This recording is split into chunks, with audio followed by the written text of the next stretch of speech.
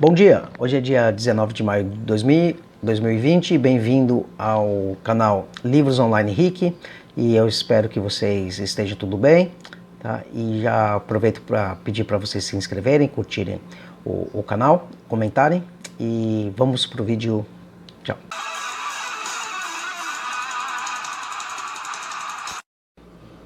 No vídeo de hoje eu vou falar então sobre esse livro, Os Estados Unidos e a Nova Ordem Mundial. Esse livro aqui foi um debate entre Alexandre Duguin e Olavo de Carvalho, e ele foi mediado pelos organizadores, Juliano Moraes e Ricardo Almeida. Tá? E foi organizado esse debate da seguinte forma.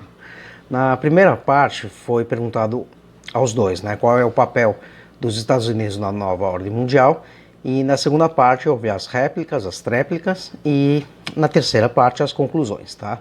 O debate não foi realizado, obviamente, de forma presencial, assim os organizadores eles enviaram as perguntas aos debatedores, que por escrito cada um apresentou uma resposta, a pergunta inicial, uma réplica, uma tréplica e uma conclusão. Cada um escreveu no seu país, né? Então o Duguin, ele é russo, então ele fez isso na Rússia, e o Olavo de Carvalho, mesmo sendo brasileiro, ele mora nos Estados Unidos, então ele o fez nos Estados Unidos, tá? O debate ele teve início no dia 14 de março de 2011 e terminou no dia 31 de julho do mesmo ano, e foi hospedado no site dos Estados Unidos, e The New Order, que é chamado, né? E pode ser acessado no link, e eu vou deixar aqui nas descrições do vídeo, tá? Esse link, mas é http debate olavoduguin.blogspot.com.br. Então você pode acessar todo esse debate entre os dois nesse site, eu vou deixar aqui nas descrições, como disse, tá? Então, vamos falar um pouquinho sobre os autores, tá? O Alexandre Duguin, ele nasceu no dia 7 de janeiro de 1962, em Moscou. Ele era de uma família de militares. O seu pai era oficial da antiga KGB e a sua mãe era uma médica. Ele, para ter uma ideia, ele fala 9 idiomas e é considerado o mentor intelectual do atual presidente, Vladimir Putin, que está lá como presidente na Rússia há mais de 20 anos. Então, num resumo, obviamente, bem superficial, tá? Para Duguin, a Nova Ordem Mundial é um projeto messiânico que ultrapassa em envergadura todos os outros projetos ou utopias do passado, tá? Como, por exemplo, o Califado Árabe ou os planos comunistas, para uma revolução mundial. As decisões para ele são emanadas de diversos atores históricos, como a Comissão Trilateral, o Grupo Bilderberg, o Conselho Americano de Relações Exteriores e diversos pensadores que estão a serviço do mundialismo internacional. Tá? Na verdade, o Duguin, ele é um homem extremamente paradoxal, tá? Que ele pode sustentar, sei lá, 10 pontos de vista ao mesmo tempo. Tá? Então, assim, a sua habilidade conciliadora de tendências das mais diversas origens pode ser incompreensível para aqueles que se limitem, infelizmente, a só olhar os aspectos superficiais da sua obra, que é uma obra realmente bem extensa também. Tá? Já Olavo de Carvalho, eu acho que todo mundo já conhece, ele nasceu em Campinas no dia 29 de abril de 1947, ele é autor de diversos livros, entre eles os mais lidos, né? Que é o mínimo que você precisa saber para não ser um idiota, o Jardim das Aflições, que virou inclusive um filme, isso daqui é um clássico, um livro, se você não leu, um dia eu vou fazer um vídeo sobre ele, tá? O Imbecil Coletivo, A Nova Era e a Revolução Cultural e Aristóteles em Nova Perspectiva, tá? Todas essas obras aqui eu já li, então eu vou fazer oportunamente um vídeo sobre cada uma delas, tá? Algumas eu vou ter que reler, porque já tem mais de um ano que eu as li, então é bom dar uma relida, né? E são obras bastante importantes, tá? Então, e eu até gostaria que vocês deixassem aqui nos comentários, tá? Quais são as obras do Olavo de Carvalho que vocês já tiveram a oportunidade de ler, tá? Então, o Olavo pode de muitas formas ser considerado realmente o pai do conservadorismo aqui dentro no Brasil. Tá? Suas denúncias e explicações sobre o Foro de São Paulo datam de mais de 2 décadas atrás, né, praticamente quando o fórum existiu, e esse fórum era negado, né, por todos os agentes participantes, inclusive sendo negado pela imprensa brasileira, dizendo que era uma coisa da teoria da conspiração. Tá? A sua contribuição para a filosofia política, e há antes que entender o seguinte, tá? Que o conjunto do teu pensamento, a parte política realmente é uma coisa bem marginal né, na sua filosofia e não algo central, tá? Então, o que a gente pode falar sobre a sua contribuição na filosofia política, né? A teoria do metacapitalismo, a interpretação do marxismo como cultura e a teoria da mentalidade revolucionária, tá? Esses seriam os 3 pontos principais. Obviamente sua obra não se reduz aos livros publicados, tá? E ao filme, pelo contrário, tá?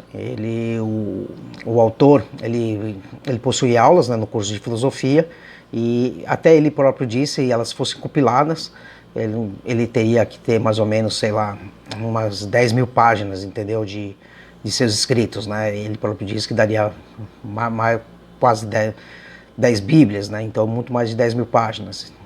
Então, muitos conservadores brasileiros, tá? E alguns, infelizmente, a gente achava que era conservador e hoje em dia a gente vê que não é, tá? Nesse caso eu não vou nem precisar citar nome, foram alunos do Olavo de Carvalho e fizeram as suas aulas de filosofia, tá? Então, outra coisa que a gente tem que focar é que a imprensa brasileira, né, e tanto a imprensa brasileira como o maior dos seus inimigos, que eu posso dizer que é os comunistas, né, a todo custo eles tentam desqualificar, né, o trabalho de Olavo de Carvalho e a pessoa de Olavo de Carvalho, chamando de, sei lá, ideólogo, terraplanista, astrólogo e por aí vai. Claro que isso daqui acontece porque, como eles não têm argumentos para realmente, né, argumentos positivos para desqualificar a mensagem, as obras, os escritos de Olavo de Carvalho, então eles desqualificam o mensageiro. Isso daqui é uma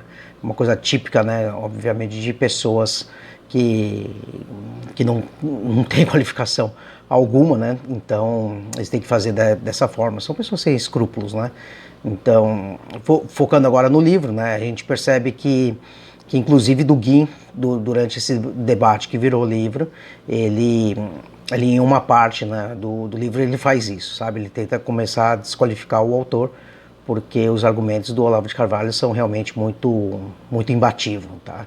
Então, outra coisa que a gente percebe é que a cada frase que o Dugin escreve, o Olavo de Carvalho responde de uma forma assim esplêndida, sabe? E mostra erro por erro o pensamento do Alexandre Dugin. Eu já mostrei um pouquinho pela bibliografia de Dugin que ele não é nenhum ser, vamos dizer, burro, ou pelo contrário, né? É uma pessoa extremamente capacitada, tá? Então, até o Olavo de Carvalho, ele diz num dos vídeos dele do YouTube que ele jantou o Dugin e é verdade, sabe? Quem lê o livro vê que ele realmente ganhou, né, se é possível dizer dessa forma, mas ele ganhou em todos os argumentos o debate contra o Dugin, tá? Então, isso daí simplesmente não é nenhuma questão de você gostar ou não de Olavo de Carvalho. Acho que alguma pessoa que não tenha sérios problemas cognitivos, ao ler esse livro, vai saber exatamente do que eu estou falando. Então, é um livro que realmente vale a pena vocês lerem, tá? É uma obra importantíssima. Então, outra coisa que é interessante, que a gente pode notar nesse debate, é que o Olavo de Carvalho, ele possui, assim, as respostas dele, né, as explicações dele são realmente muito mais extensas do que a de Dugin, e principalmente nas tréplicas e nas conclusões. E é óbvio que isso daqui vai acontecer, porque a gente tem que analisar, né, que a mentira, por exemplo, ela não tem compromisso algum. Tá? Então, ela não tem compromisso com a realidade, ela não tem compromisso com os fatos, né? Então a mentira é muito fácil de ser dada. Isso daqui a gente pode ver porque a cada uma verdade possível, por exemplo, em qualquer ação humana que a gente pode imaginar, vai existir infinitas formas de você mentir, né? E é isso que acontece realmente no pensamento de Dugin. Ele acaba sendo uma mentira, como toda forma de progressismo, comunismo, socialismo, as suas vertentes são mentiras. Então, e eles inventam diversas formas de mentir. Hoje em dia a gente vê como eles mentem, e mentem a todo momento, né? Mas a verdade não. A verdade, ela tem que ser realmente mais elaborada, ela tem que convencer o opositor, e quando isso ainda se faz de forma pessoal, então a coisa complica muito mais, tá? Então, é uma coisa que a gente tem que realmente perceber, tá? Então, a gente vê, por exemplo, algumas questões que são pontuais, assim, e importantes, né, num pensamento socialista, agora saindo um pouquinho do livro, por exemplo, o aborto, a ideologia de gênero, o desarmamento civil, por exemplo, né, a gente vê como os slogans que eles colocam são muito simples. Então, num caso, meu corpo, minhas regras, eu decido meu sexo, entendeu? Armas matam, né? Então, por exemplo, nesse último armas matam, porra, quem mata não é a arma, poxa, quem mata é quem atira, isso daqui é óbvio, né? Então, e por aí vai. Então você vê aqui a simplicidade por trás dessas, vamos dizer, meia-verdades, né? Porque algumas coisas, elas parecem ser óbvias, mas não são, né? Elas realmente convencem, né? As pessoas assim que, na minha opinião, elas têm uma capacidade general, infelizmente, baixa, sabe? Então acaba convencendo, né? Um argumento falho, entendeu? E fica sendo fácil falar. E quando você começa a discutir com esse tipo de gente, né? E eles percebem que o argumento deles é ridículo, né? Eles começam a te chamar, por exemplo, de fascista e pronto, né? Então isso daqui é uma forma muito fácil de você identificar um cara assim que não tem a mínima condição intelectual de discussão, é uma pessoa já realmente vendida, né, intelectualmente, e é assim que eles fazem, né? Então isso daqui é muito fácil de perceber, tá? Então sobre essa, que eu estou falando sobre explicar essas mentiras, né? A gente sabemos o quanto de material e estudo, né, a gente tem que ter, sabe, quantas leituras a gente tem que fazer, etc., para a gente não cair nessas mentiras. Por isso, as pessoas também, essas pessoas ficam extremamente assim, revoltadas com o presidente quando ele cita, logicamente, a nossa maravilhosa frase do nosso Senhor Jesus Cristo, em João 8,32, e conhecereis a verdade vos libertará. E por que isso é tão citado? Exatamente porque ele tem noção absoluta de que os inimigos dele, vamos dizer dessa forma, né? Porque pra gente eles não são inimigos, o inimigo é a ideia, não em si a pessoa. A gente quer convencer essas pessoas de que as ideias delas estão erradas, né? Então mudar a ideia e não tentar mudar a pessoa, sabe? Então quando uma pessoa começa realmente a estudar, etc., e ela muda a sua ideia, a gente não tem que fazer o que eles fazem conosco, que é geralmente o que é exterminar, né? E não pense que não é a coisa que eles façam, tá?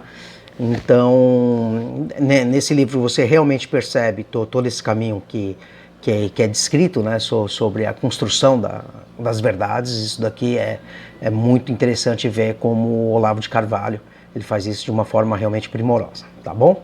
Então, para não se alongar mais, infelizmente, eu poderia falar muito mais sobre tanto o Olavo de Carvalho sobre essa obra, mas o vídeo já ficou um pouquinho longo, tá? Então, espero que vocês tenham realmente gostado do vídeo. Não se esqueçam de se inscrever no canal, dê o seu like ou o seu dislike, tá? Ativem o sininho das notificações e, por favor, divulguem ao máximo possível o canal para chegar às mais pessoas essas dicas de leitura, para as pessoas não serem tão imbecis, né, vou dizer dessa forma, dar um pouquinho melhorada na sua capacidade intelectual, tá bom?